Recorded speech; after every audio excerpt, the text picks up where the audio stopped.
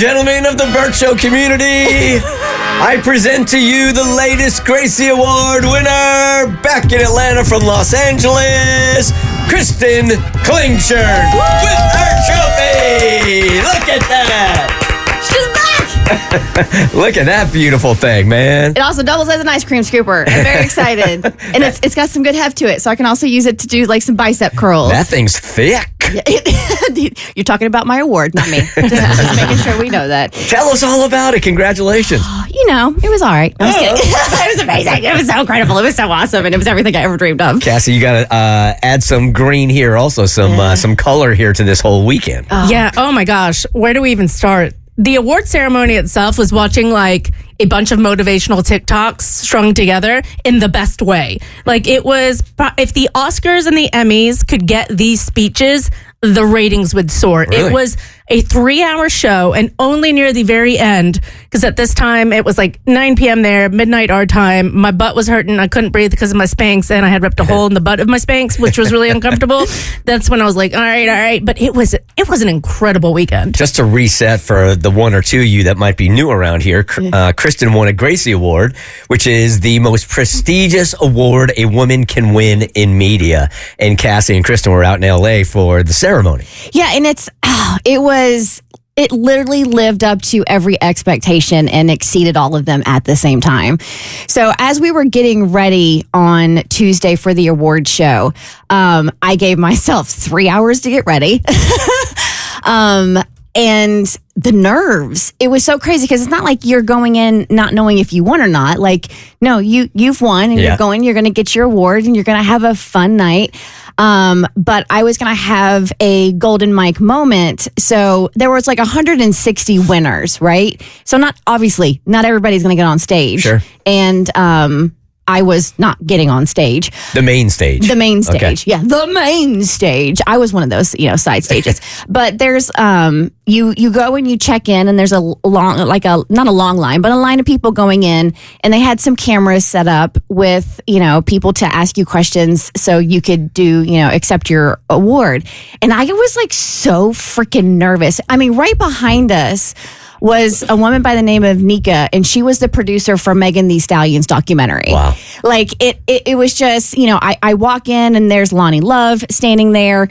Like, Who's that? Lonnie Love, she's a comedian. There's like legit Hollywood people, and you're just thinking to yourself, what the hell am I doing here? So Cassie and I go upstairs, and, we check in, and the first aha moment was like you check in so you can do like your speech or your quick interview to receive your award. And so you check in and they hand it to you and it's already engraved and it has your name on it. Kristin Klingshirn, co-host The Bert Show, the Gracie Awards presented by the Alliance for Women in Media Foundation. And they handed it to me. Wow. And it took every ounce of my being not to start crying right there. I'm sure many do. Because I'm like, I spent so much time doing this makeup and I have fake lashes on and I'm about to go on camera. I can't screw this up. So, and just like the heft of it. So you're holding it and you're like, I'm just sitting here thinking like, this is 23 years of hard work dedicated to a career that I love. And, you're just thinking about all the people that, supported you along the way. So then we get... I get in front of a camera and they, they're going to ask 3 questions because they're looking for sound bites that they're going to share on social media of all the other winners. And I honestly feel like I blacked out. I don't really remember what I said. I can't wait to get the video to see what it looks like. But they were asking me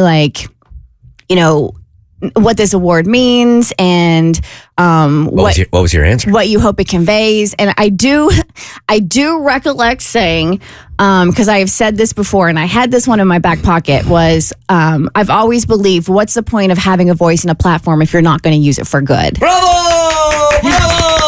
Give her another one! And it was funny because they were done asking questions and I go, hey, I've wanted this for a really long time. Is it okay if I thank some people?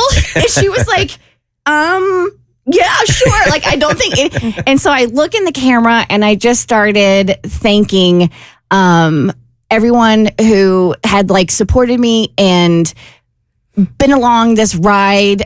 Radio is a wild career and it's so much fun.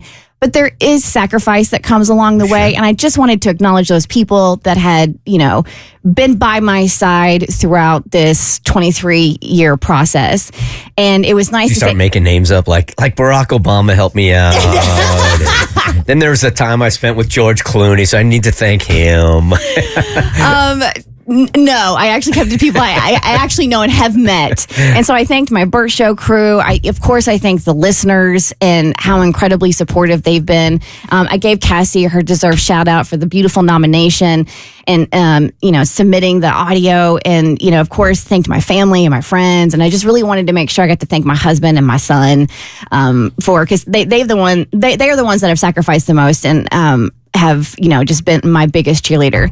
So after that was done, we were like, let's drink. That is done. So then we go downstairs to like the cocktail hour, and it was packed. Ran into our friend Mike McVeigh. So because he's one of the chairs of the event. That dude's everywhere. He is everywhere. Saw a radio agent, Heather Cohen, and got to say hi to her. And then you're standing in line. We're standing in line to get a drink, and I look to my left. And there's John Cryer from 2.5 Men. No way. Just really? Standing there. And then also Molly McNerney, who got an award, got a Gracie for her writing, because she started off as a writer on the Jimmy Kimmel Show and then ended up, moving up in the ranks and then ended up marrying Jimmy Kimmel, and that is now her husband. But she was standing next to me, and I know her because I'm a fan. And I just, tapped her on the shoulder and I'm like, hey, congratulations on your award tonight. And she was like, oh, thank you so much.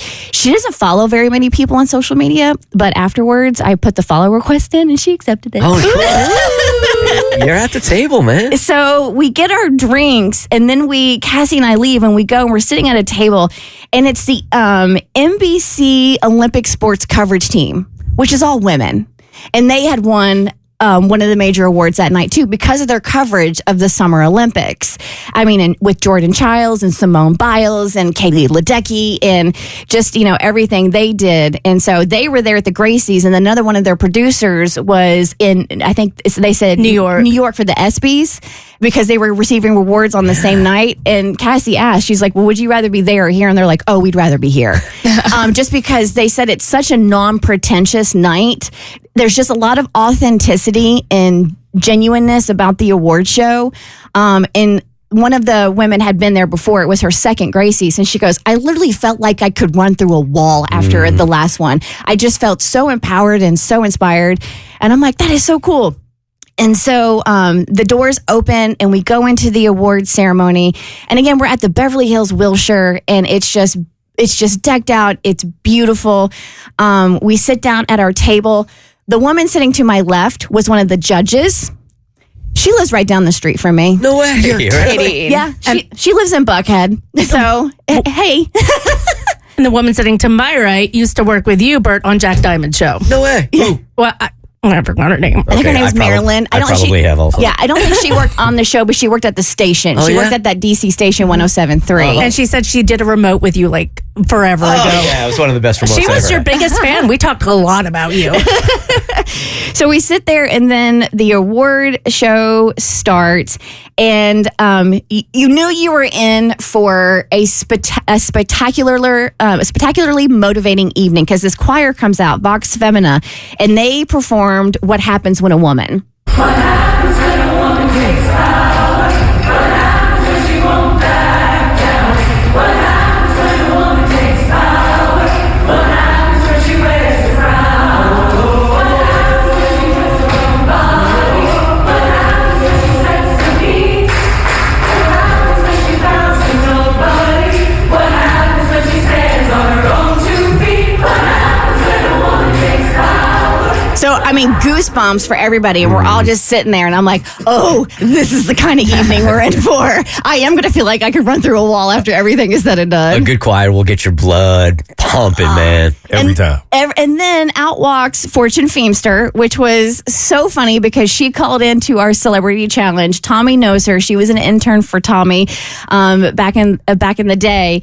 And she was our MC for the night. I'm Fortune Feemster, so excited to be your host tonight for the 50th annual Gracie Awards. There is nothing I enjoy more than being in a room full of women, not because I'm gay. She crushed it. She was hilarious. And then the speeches. Oh my God. The speeches were just everything you'd ever want as a woman to hear, to feel like I deserve to be here. This is my calling, and I was just so proud to be amongst a room of just really strong, empowering women who were lifting each other up and celebrating each other. It was just an awesome feeling. For a town that seems so pretentious like LA, that's all fake and celebrity, it actually was an incredibly authentic event, and it kind of felt like you were in a space where every woman was like, okay, we don't have to pretend. Yeah. Like, No, we don't really? have to put on a mask. We don't have to pretend. We can be real with each other.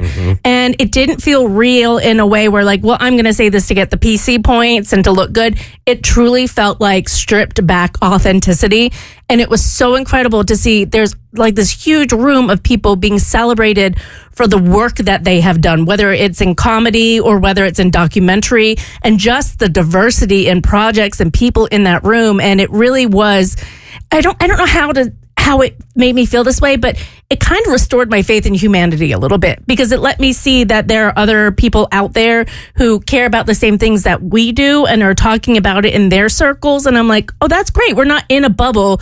There are people out here, you just don't always see them because they're behind the camera, or they're like the producing team of the NBC Olympics. So it's not always in front of the camera. Sometimes it's behind it. And it was just, there wasn't like any pettiness or cattiness in sight. It was just really, really nice to be in that kind of environment.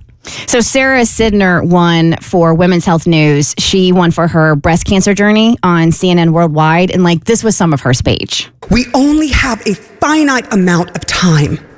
So please stop using it to try to be perfect and look perfect and be perfectly good at work and good at home and good in the bed and good in traffic. You don't have to be perfect. You just have to be you.